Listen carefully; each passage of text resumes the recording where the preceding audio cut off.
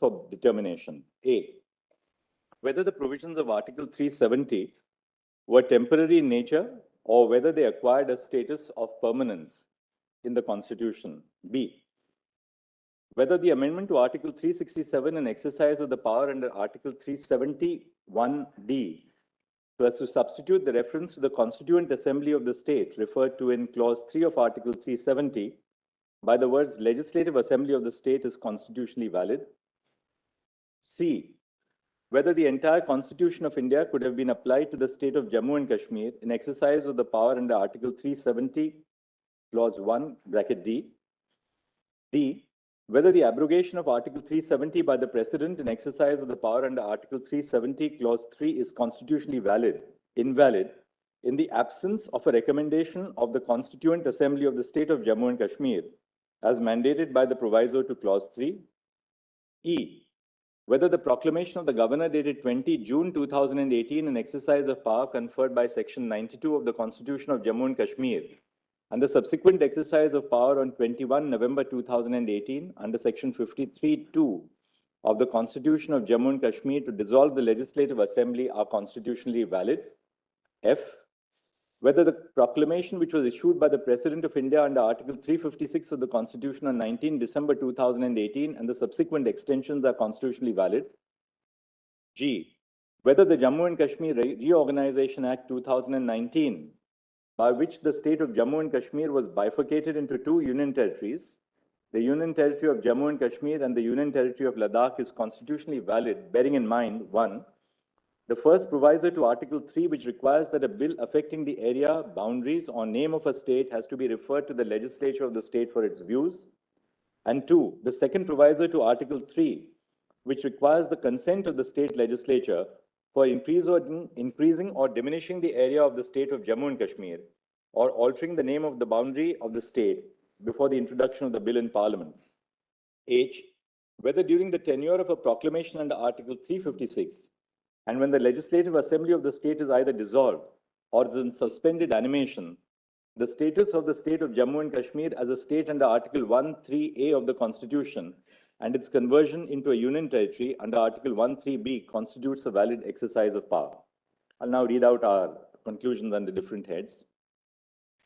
Whether the proclamation issued under Article 356 of the Constitution of India and Section 92 of the Constitution of Jammu and Kashmir is constitutionally valid. We have held that this court need not adjudicate on the validity of the proclamations because, 1, the pleadings of the petitioners in the writ petitions indicate that their principal challenge is to the abrogation of Article 370 and whether such an action could have been taken during Precedent's rule.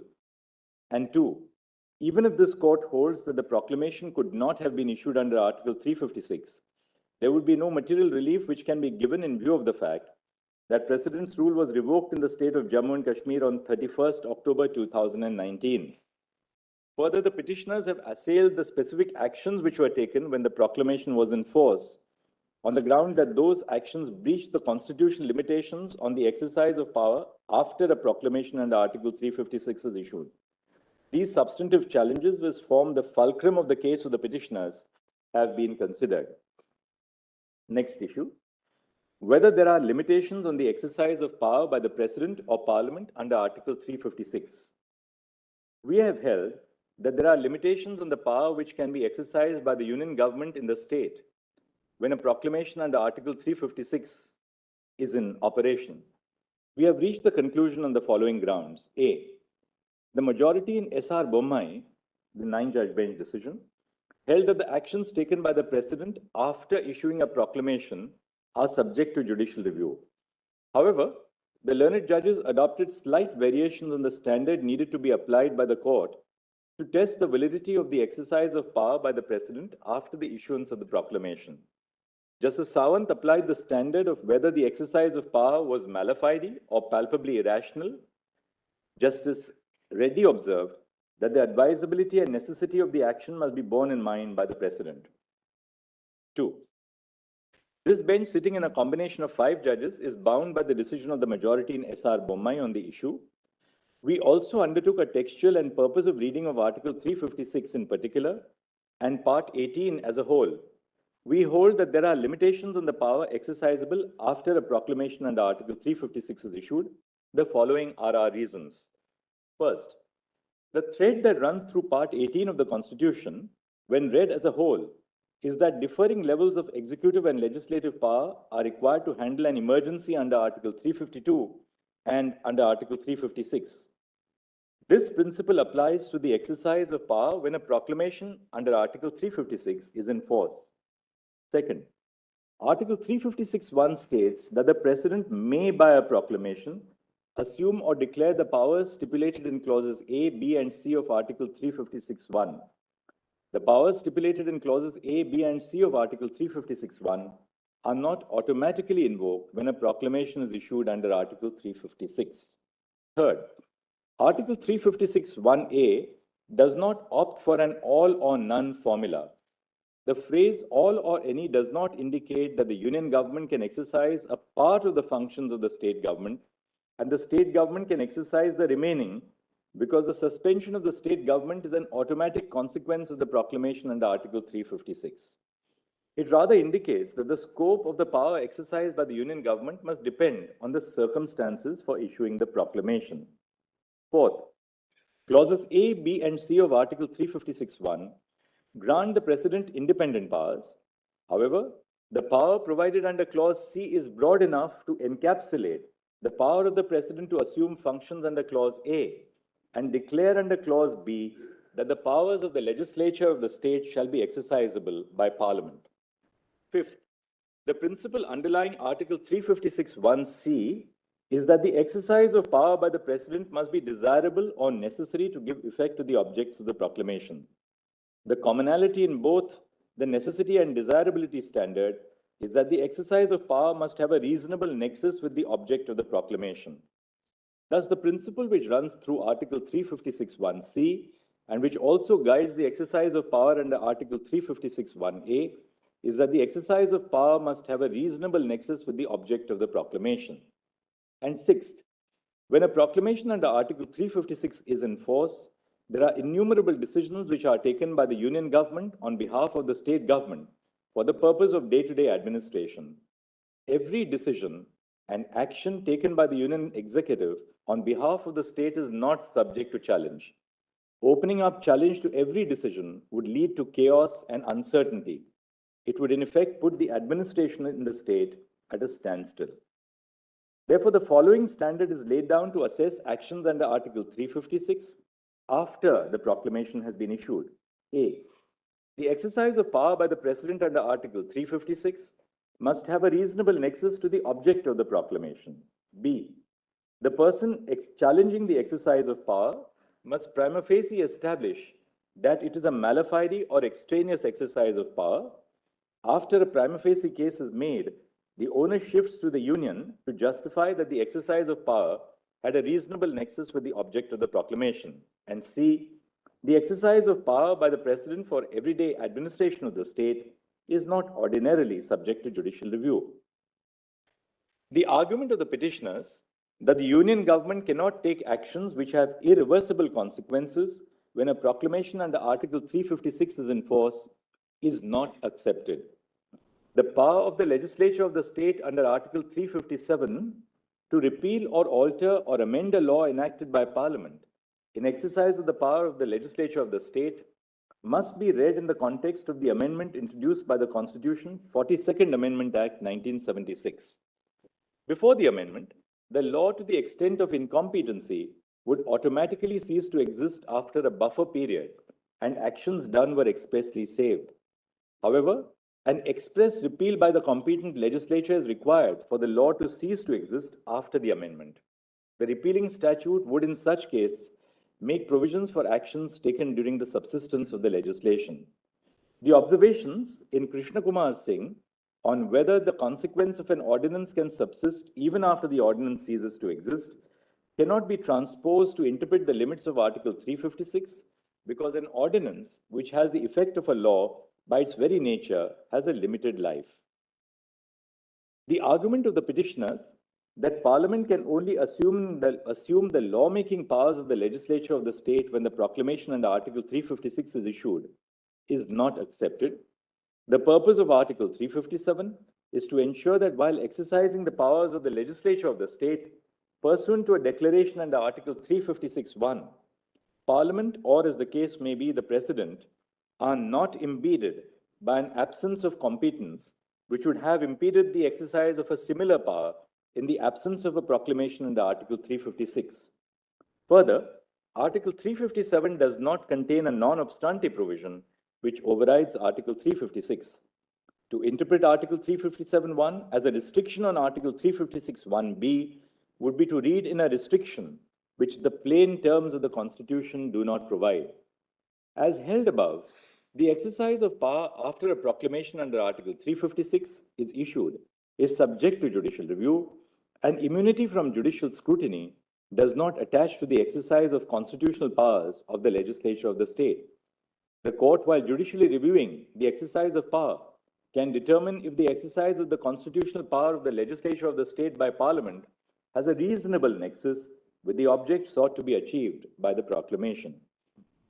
The next issue is whether Jammu and Kashmir retained an element of sovereignty or internal sovereignty when it joined the Union of India. We have held that the state of Jammu and Kashmir did not retain an element of sovereignty when it joined the Union of India. We have arrived at this conclusion for the following reasons. First, paragraph 8 of the instrument of accession executed by Maharaja Hari Singh provided that nothing in the instrument would affect the continuance of the sovereignty of the Maharaja in and over the state. Second, on 25 November 1949, a proclamation was issued for the state of Jammu and Kashmir by Yuvraj Karan Singh.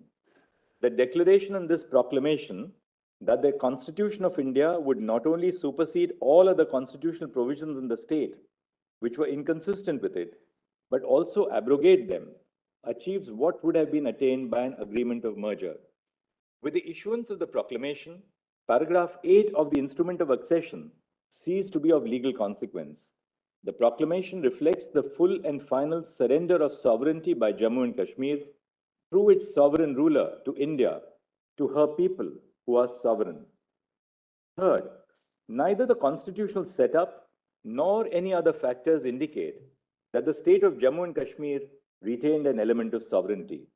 The Constitution of Jammu and Kashmir was only to further define the relationship between the Union of India and the state of Jammu and Kashmir. The relationship was already defined by the instrument of accession, the proclamation by Yuvraj Karan Singh in November 1949, and more importantly, by the Constitution of India. Fourth, there is a clear absence in the Constitution of Jammu and Kashmir of a reference to sovereignty. In contrast, the Constitution of India emphasizes in its preamble that the people of India resolve to constitute themselves or to constitute India into a sovereign, socialist, secular, democratic republic. Fifth, that the state of Jammu and Kashmir became an integral part of the Union of India is evident from Articles 1 and 370 of the Indian Constitution. It is reiterated in Section 3 of the Constitution of Jammu and Kashmir, which is unamendable. Sixth, the preamble of the Constitution of Jammu and Kashmir, Sections 3, 5, and 147 of the State Constitution, coupled with Article 1 of the Constitution of India, read with the first schedule, as well as Article 370, indicate in no uncertain terms that a system of subordination, as understood by the definition of sovereignty, exists by which the state is subordinate to the Indian Constitution first and only then to its own Constitution. Seventh, all states in the country have legislative and executive power, albeit to differing degrees. The Constitution accommodates concerns specific to a particular state by providing for arrangements which are specific to that state. Articles 371A to 371J are examples of special arrangements for different states. This is a feature of asymmetric federalism, like Article 370, which became applicable to Jammu and Kashmir on the adoption of the Constitution. The state of Jammu and Kashmir does not have internal sovereignty which is distinguishable from the powers and privileges enjoyed by other states in the country. And eighth, The limited question before the Constitution bench in its decision in Premnath Kaul was whether the monarch held plenary legislative powers after the Constitution of India as it applied to Jammu and Kashmir was adopted in the state, but before the Constitution of Jammu and Kashmir was adopted. A decision is an authority for the proposition which it decides. The question whether the state of Jammu and Kashmir retained sovereignty upon integration with the dominion of India did not arise in that case. The next issue which we have addressed is the challenge to Constitutional Order 273, CO 273. To answer this issue, we had to decide on two issues. One, whether Article 370 is a temporary provision, and two, the effect of the dissolution of the Constituent Assembly of Jammu and Kashmir on the scope of powers under Clause 3 of Article 370. We have held that Article 370 is a temporary provision on a reading of the historical context in which it was included. Article 370 was introduced to serve two purposes. First, the transitional purpose, to provide for an interim arrangement until the Constituent Assembly of the state was formed and could take a decision on the legislative competence of the Union on matters other than the ones stipulated in the instrument of accession and ratify the Constitution. And second, a temporary purpose, an interim arrangement in view of the special circumstances because of the war conditions in the state. C.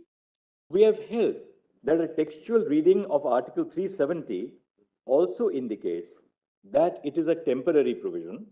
For this purpose, we have referred to the placement of the provision in Part 21 of the Constitution, which deals with temporary and transitional provisions, the marginal note to the provision, which states temporary provisions in respect to the state of Jammu and Kashmir, and a reading of Articles 370 and 1, by which the state became an integral part of India upon the adoption of the Constitution. D. On the second question of the effect of the dissolution of the Constituent Assembly of Jammu and Kashmir on the scope of powers under Clause 3 of Article 370, we have held that the power of the President of India under Article 370, Clause 3, to issue a notification declaring that Article 370 ceases to exist, subsists even after the dissolution of the Constituent Assembly of Jammu and Kashmir for the following reasons. First, the proviso to Article 373, that is Clause 3, encapsulates the process by which the Indian states could ratify the Constitution of India.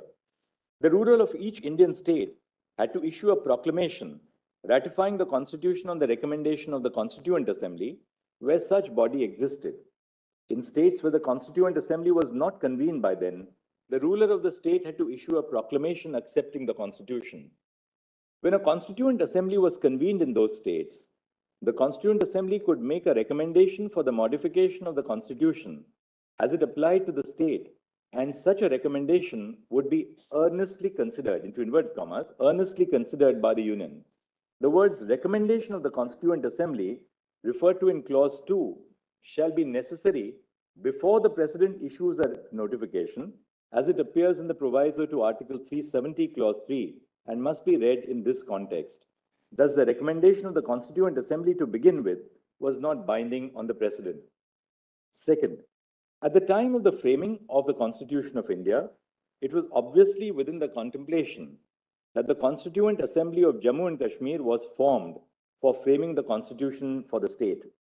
It was not intended to be a permanent body, but a body with a specific remit and purpose. The power conferred by the proviso to Article 370, Clause 3, was hence something which would operate in a period of transition when the Constituent Assembly of Jammu and Kashmir was formed and was in existence pending the drafting of the state constitution. Third, when the Constituent Assembly of Jammu and Kashmir ceased to exist, only one of the special circumstances for which the provision was introduced ceased. However, the other circumstances, that is the special circumstances because of the situation in the state of Jammu and Kashmir, for which Article 370 was introduced, subsisted even after the Constituent Assembly ceased to exist. This is recognized by the judgment of the Constitution Bench in Sampat Prakash. Fourth, The effect of the President declaring under Clause 3 of Article 370 that Article 370 ceases to exist is that the provisions of the Constitution which apply to every state in the first schedule would equally apply to the state of Jammu and Kashmir.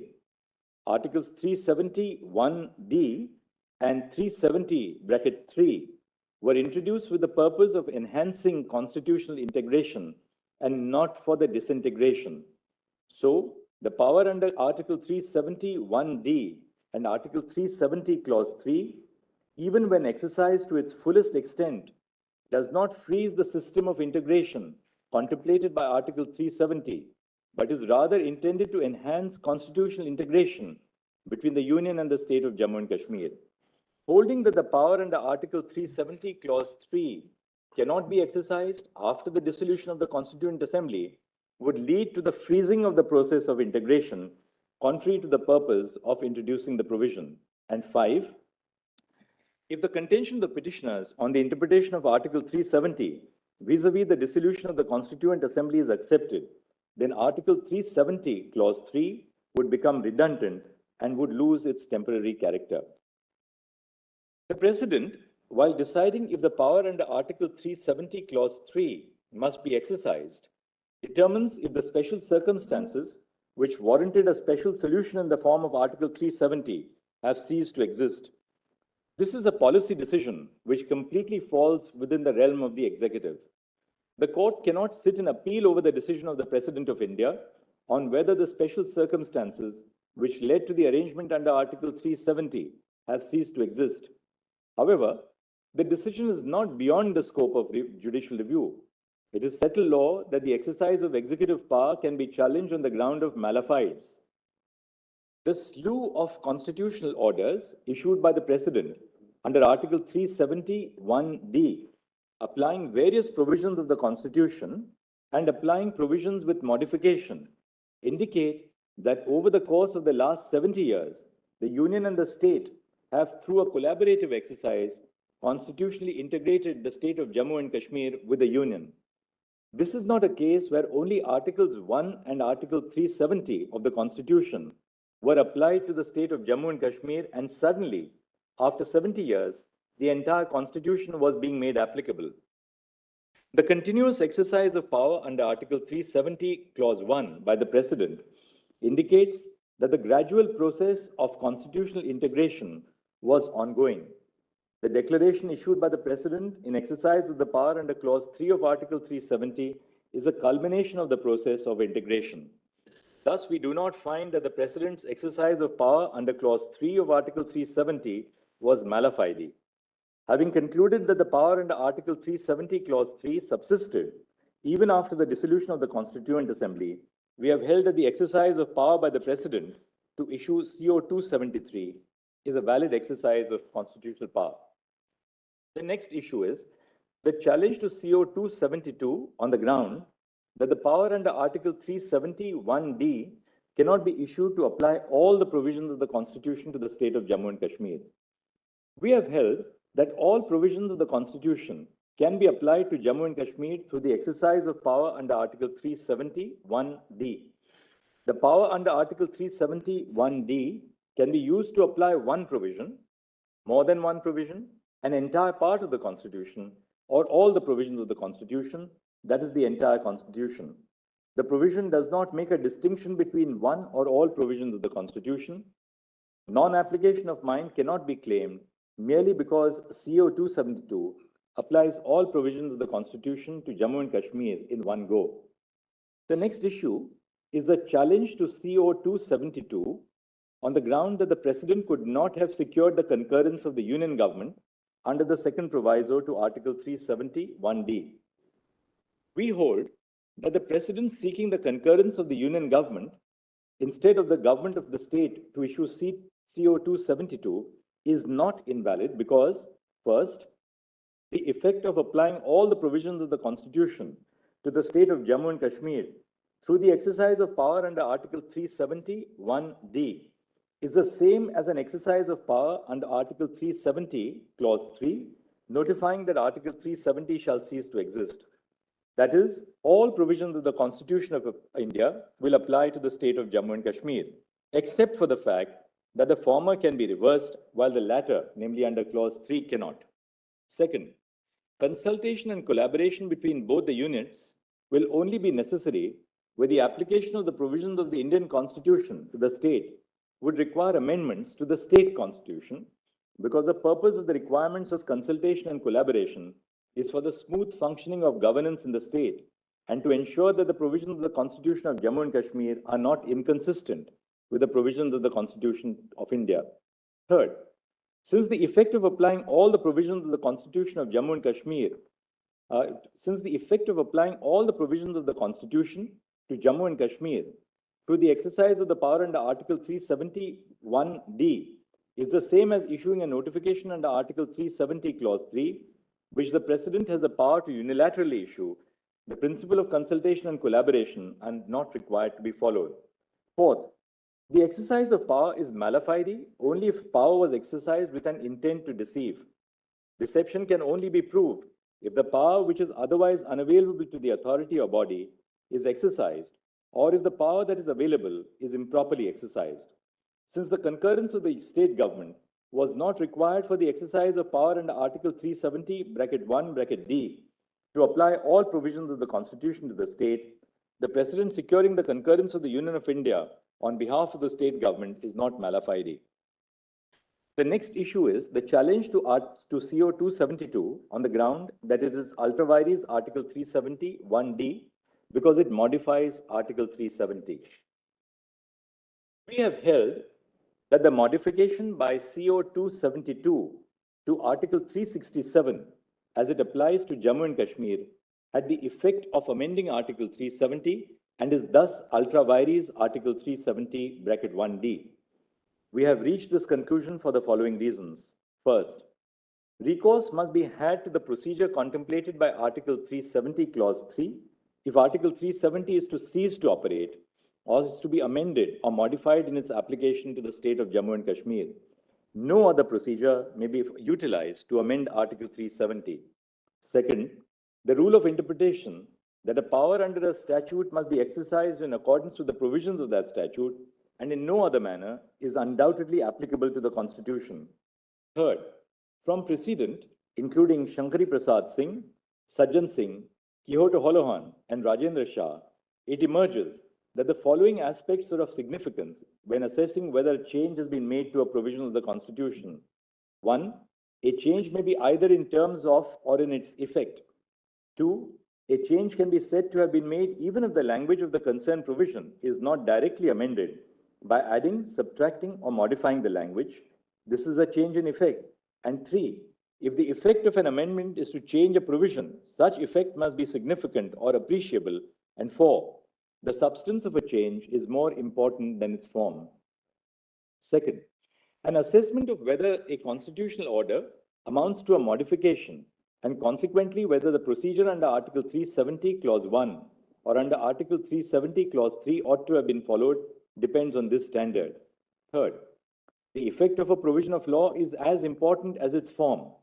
While the change sought to be made by paragraph 2 of CO 272 may appear to be a modification or amendment of Article 367 at first blush, its effect is to amend Article 370 itself.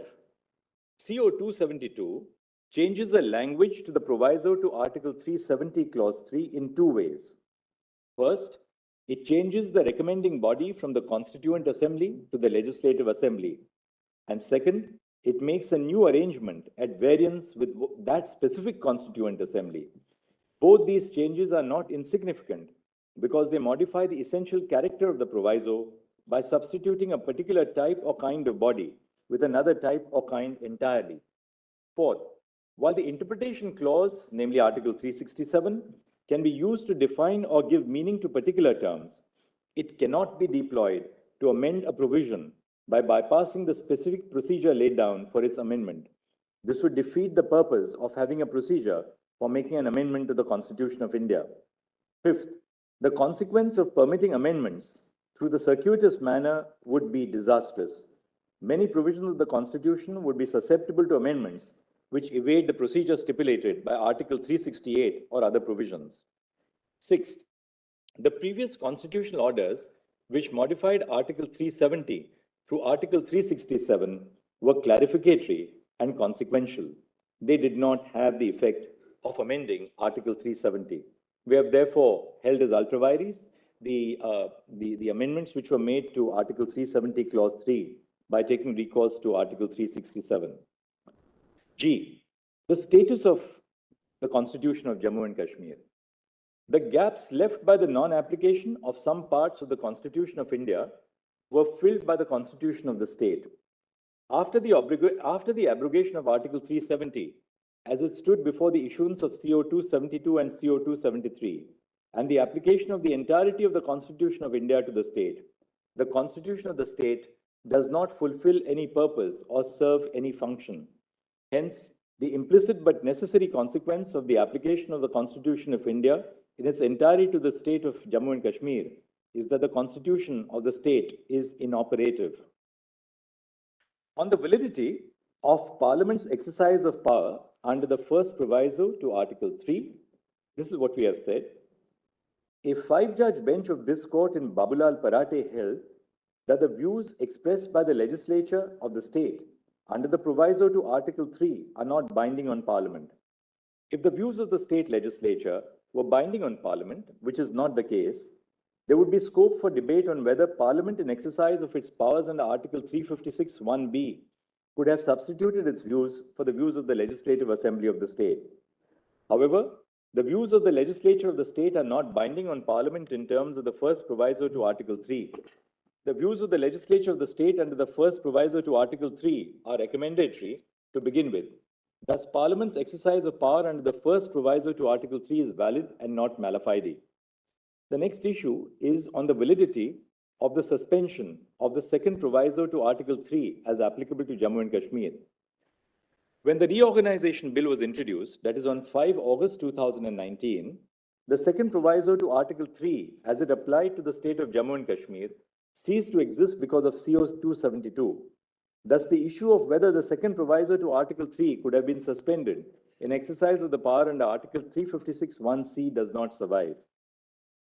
The next issue is the validity of the Jammu and Kashmir Reorganization Act 2019.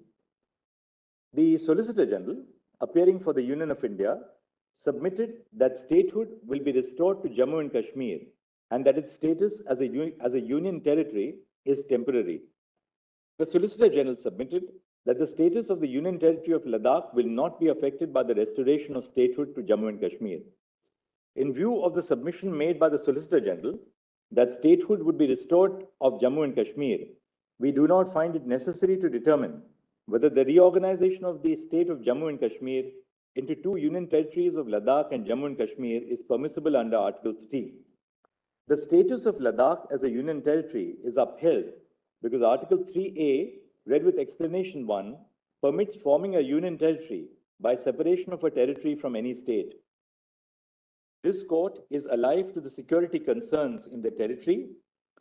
Direct elections to the legislative assemblies, which is one of the paramount features of representative democracy in India, cannot be put on hold until statehood is restored.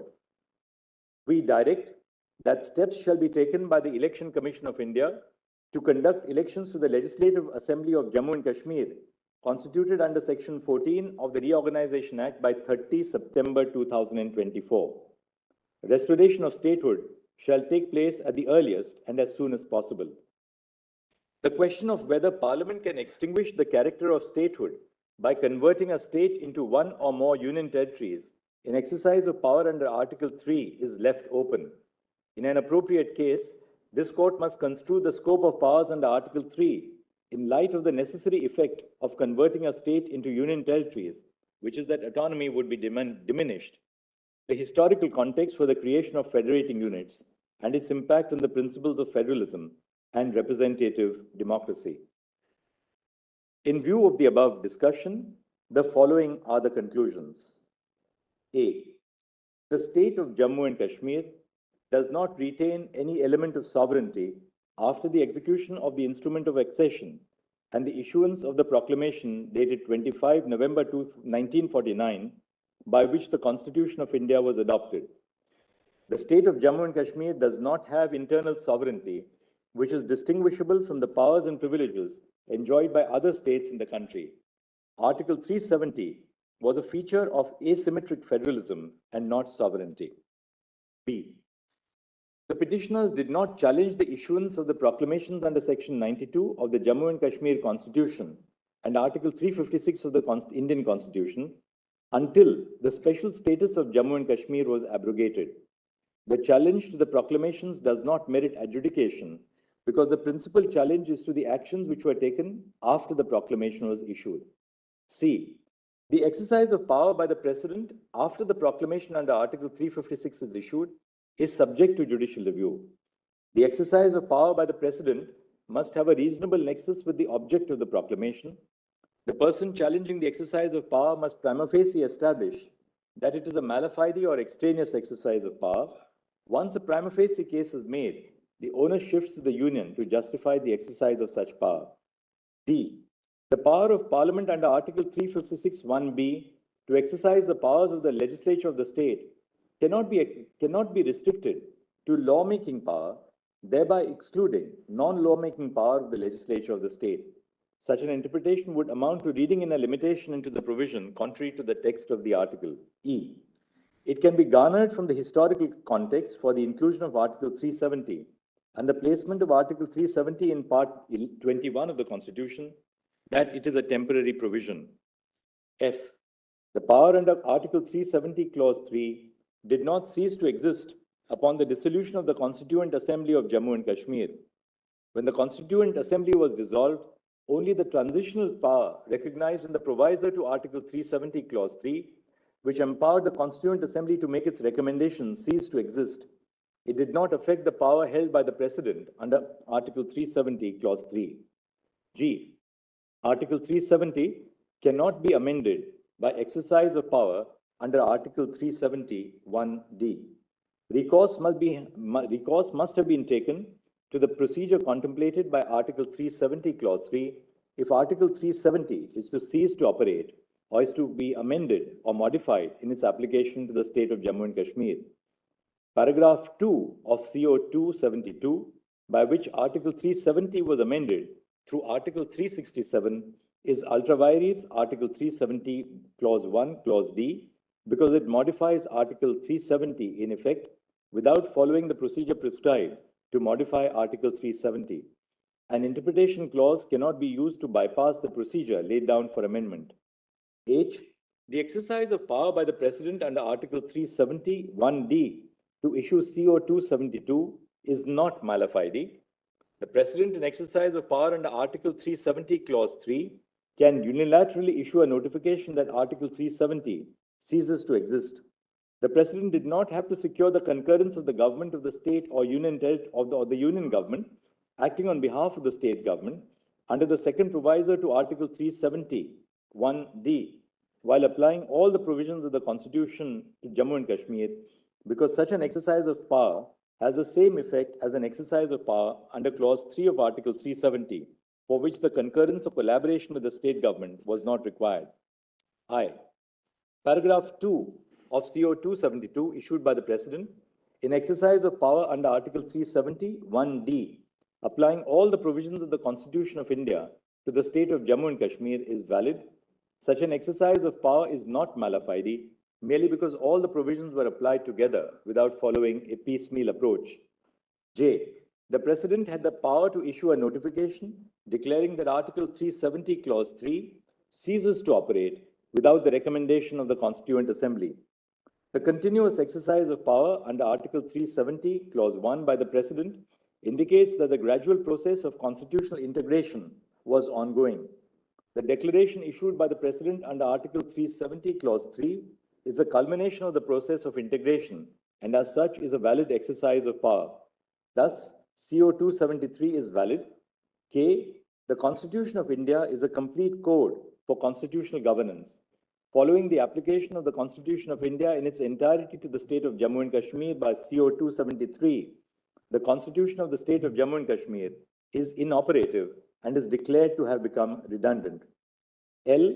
The views of the legislature of the state under the first proviso to Article 3 are recommendatory. Thus, Parliament's exercise of power under the first proviso to Article 3 under the proclamation was valid and not mala fide. M. The Solicitor General stated that the statehood of Jammu and Kashmir will be restored, except for the carving out of the Union Territory of Ladakh.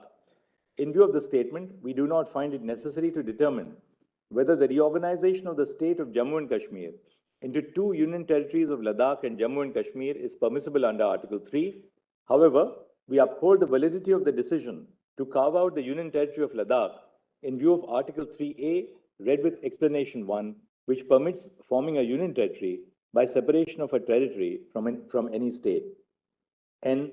We direct that steps shall be taken by the Election Commission of India to conduct elections to the Legislative Assembly of Jammu and Kashmir, constituted under Section 14 of the Reorganization Act by 30 September 2024. Restoration of statehood shall take place at the earliest and as soon as possible.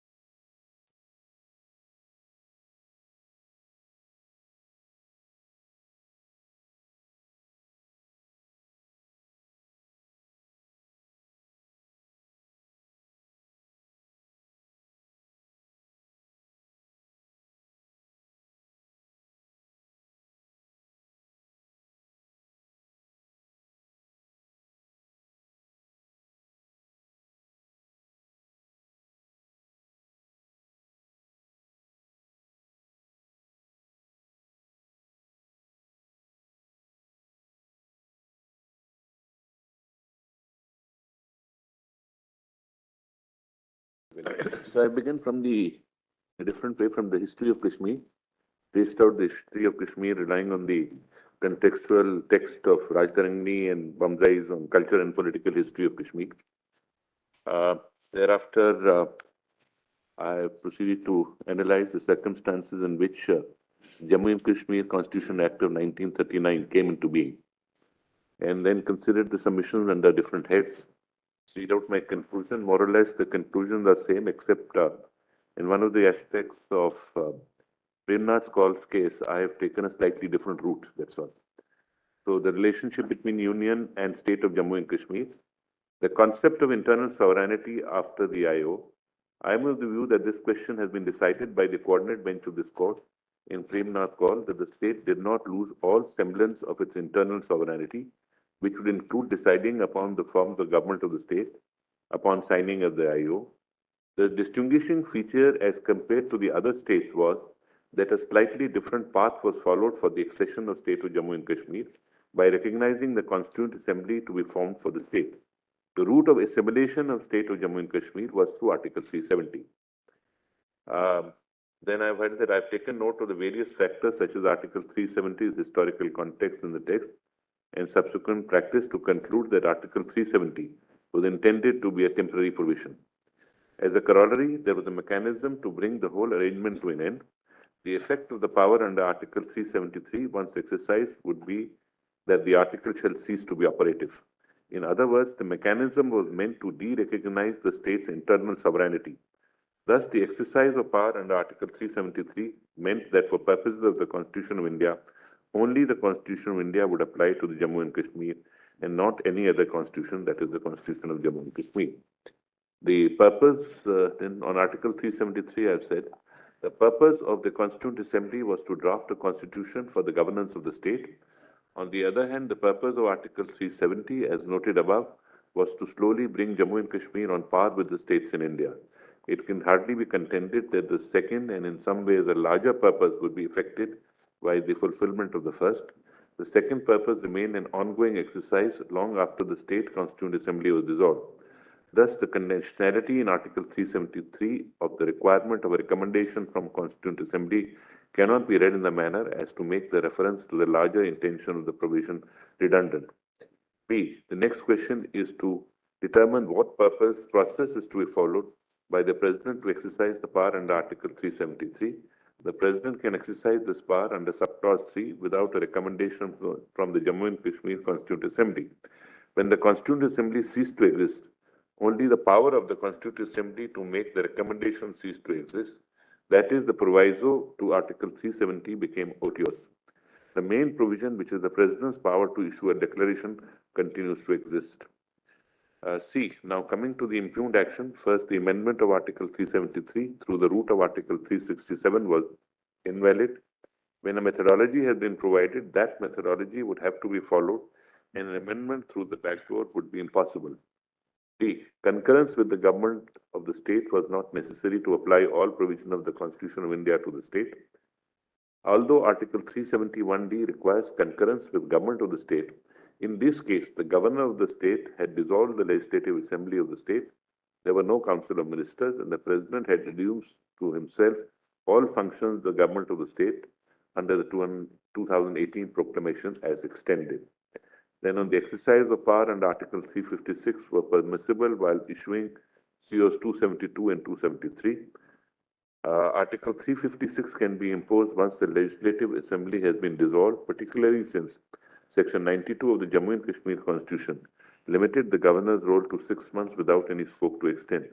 This imposition was predicated on the failure of the constitutional machinery, which really took place prior to the government's rules. Then B, Article 356 permits the President to make irreversible changes. Both Savanji and Reddy J and S.R. Momai recognize in this case the de-operationalization of Article 370 is permitted if the proclamation had been approved by the Parliament prior to such irreversible action. C. The President reserves both legislative and non-legislative powers after the proclamation of emergency. Though Article 356 is continuance of Article 356, the former does not stipulate any bar or restriction on the Union Parliament or the President to exercise non-legislative power of the state legislature. And I've dealt with the challenge to Section 3 and 4 of the Jammu and Kashmir Reorganization Act. A. The challenge to Section 3 of the Jammu and Kashmir Reorganization Act on the touchstone of Article 3 is not required to be debated on account of the assurance on behalf of the Government of India that statehood of Jammu and Kashmir would be restored on elections being held. B. It is imperative to ascertain the views of the state legislature under the first proviso to Article 3 if the proposed bill affects the area, boundaries, or name of the state. However, in the instance case, since state of Jammu and Kashmir was under President's rule and the state legislature was already dissolved, the functions of the state legislature were performed by the Union Parliament. Hence, it was not possible to ascertain the views of the state legislature. It follows that Section 3 of the Reorganization Act is valid.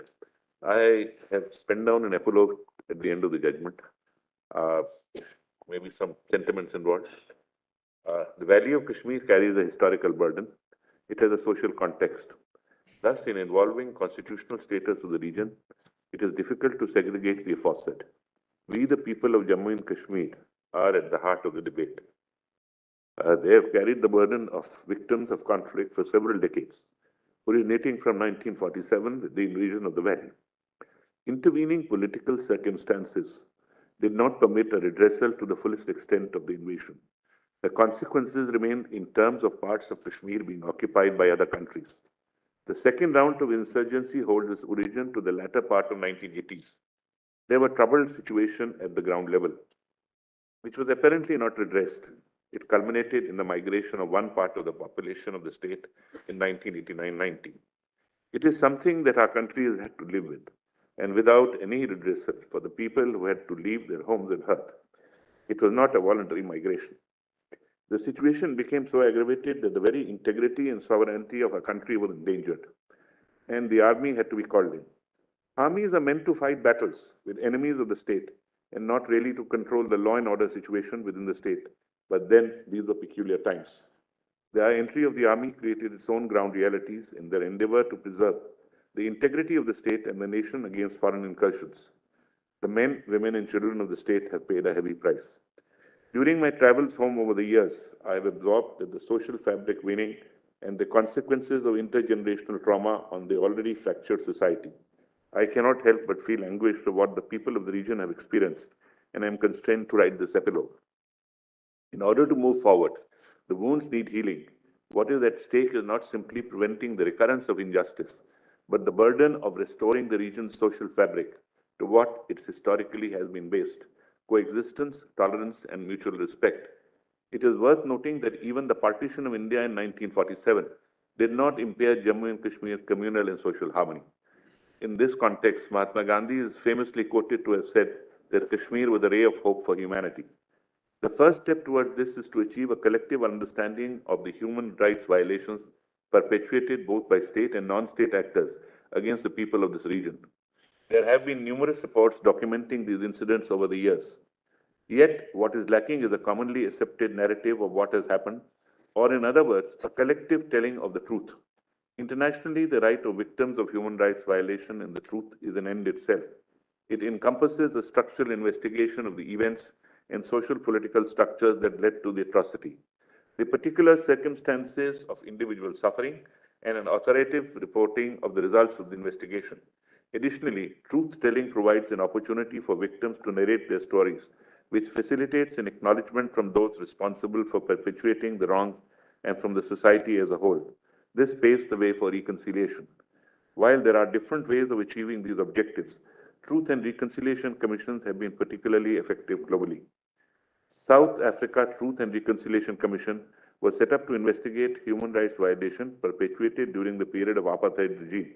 It served as a mean of reckoning or a catharsis for victims and fostered peace building.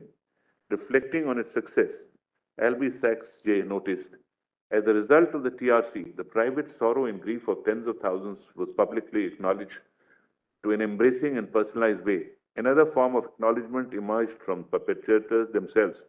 They had to come forward openly in front of the television cameras, owning up their crimes. Finally, there was acknowledgement by the whole country that these things had happened and can happen again, that we needed to fit all these facts together in some kind of significant pattern, which would enable us to understand their genesis and do what we could do to minimize any possibility of their reoccurrence. In the past, calls for setting up of Truth and Reconciliation Commissions have also been echoed by different sections of the Valley. In view of the inroads made globally and indigenous requests for truth and reconciliation, I recommend the setting up of an impartial Truth and Reconciliation Commission. The Commission will investigate and report on the violation of human rights both by the state and non-state actors perpetrated in the Jammu and Kashmir at least since 1980s and recommend measures for reconciliation. The Commission should be set up expeditiously before memory escapes. The exercise should be time-bound. There is already an entire generation of youth that has grown up with a feeling of distrust, and it is to them that we owe the greatest day of reparation. At the same time, considering the significance of the matter and under sensitivities involved, it is my view that it is for the government to devise the manner in which it should be set up and to determine the best way forward for the Commission. I am alive to the challenges of recommending of the setting up of the Truth and Reconciliation is beyond the realm of the court. However, I am of the view that transitional justice and its constituents are facets of transformative constitutionalism. Globally, constitutionalism has evolved to encompass responsibility of both state and non-state actors with respect to human rights violations. This includes the duty to take reasonable steps to carry out investigation of violations. It is this context that the proposed Truth and Reconciliation Commission accords with constitutionalism. Our constitution is no different and is designed to ensure that courts offer justice in situations where fundamental rights have been violated. In doing justice historically, our courts have been sensitive to the social demands of our polity and have offered flexible remedies. In Vishaka and others versus the state of Rajasthan, this court issued guidelines to address the workplace sexual harassment in the absence of an enacted law, which operated until the Parliament enacted the Sexual Harassment of Women Act. As a word of caution, the Commission, once constituted, should not turn into a criminal court and must instead follow a humanized and a personalized process, enabling people to share what they have been through uninhibitedly. It should be based on a dialogue, allowing for different viewpoints and inputs from all sides. In this context of South Africa's Truth and Reconciliation Commission, Albie Sachs observed, "Judges do not cry. Archbishop Tutu cried. It was not a court of law in the sense of an austere institution making a highly formalized finding. It was an intensely human and personalized body there to hear in an appropriately dignified setting up what people had been through. There were comforters sitting next to the witnesses. In a court of law, no one is there to help the witness, to pat the shoulder or provide water or tissues when the person weeps. Frequently, the sessions would start with a song in a beautiful African harmony, intended to give a sense of encouragement and support to everybody present. Or it could begin with prayers, and therefore, people spoke and spoke in all regions and in all languages of the country. The testimony was televised, and thus the nation became witness to what has happened and heard the stories directly from the mouths of persons concerned. Those who spoke were not complainants in court, denouncing accused persons in the dock, nor were the litigants demanding damages for themselves, so that the greater the loss, the greater the sum would be received. Taking a leaf out of the South African book, The Principle of Ubuntu, or The Art of Humanity and Inclusiveness should be central to the process. This will facilitate a reparative approach that enables forgiveness for the wounds of the past and forms the basis of achieving a shared national identity. Needless to say, the Commission is only one of the many avenues towards the goal of systematic reforms. It is my sincere hope that much will be achieved when Kashmir opens their hearts to embracing the past and facilitating the people who were compelled to migrate to come back with dignity. Whatever has been, but the future is ours to see.